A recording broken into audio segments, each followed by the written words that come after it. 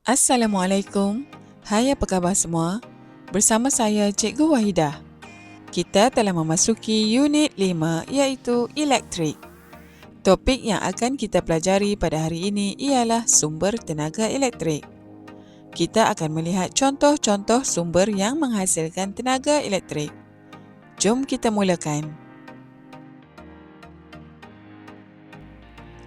Kita menggunakan tenaga elektrik dalam kehidupan harian. Tenaga elektrik digunakan untuk menghasilkan cahaya, haba, bunyi dan menggerakkan sesuatu objek. Adakah kamu tahu apakah sumber yang menghasilkan tenaga elektrik? Mari kita lihat sumber-sumber yang menghasilkan tenaga elektrik. Pertama, stesen jana kuasa. Stesen jana kuasa angin, stesen jana kuasa ombak dan stesen jana kuasa hidroelektrik menggunakan tenaga kinetik untuk menggerakkan turbin dan menjanakan tenaga elektrik. Tenaga elektrik ini kemudian dihantar melalui kabel ke sekolah, rumah dan kilang. Tanpa stesen jana kuasa, kehidupan seharian kita akan terganggu. Sumber tenaga elektrik yang kedua ialah sel suria. Sel suria ialah alat yang menukarkan tenaga cahaya matahari kepada tenaga elektrik. Sel suria biasanya terdapat pada panel solar. Sel suria juga digunakan pada alat seperti satelit dan kalkulator. Sel suria ini menggunakan sumber yang boleh diperbaharui iaitu cahaya matahari dan tidak mencemarkan alam sekitar. Ketiga, sel kering. Sel kering menyimpan tenaga kimia.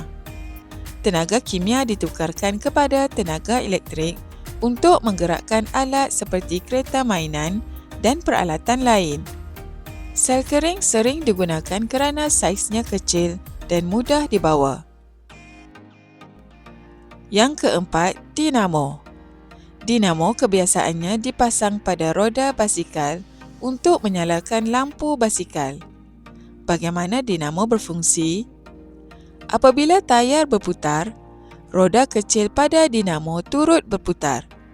Dinamo menukarkan tenaga kinetik kepada tenaga elektrik yang dapat menyalakan lampu pada basikal. Sumber tenaga yang kelima ialah akumulator. Akumulator digunakan untuk menggerakkan kenderaan bermotor seperti kereta. Akumulator menukarkan tenaga kimia kepada tenaga elektrik. Akumulator juga ialah sumber tenaga elektrik yang boleh dicas semula. Sumber tenaga yang terakhir ialah penjana.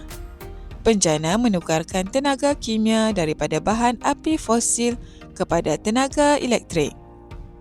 Bahan api fosil yang digunakan seperti arang batu, petroleum atau gas asli.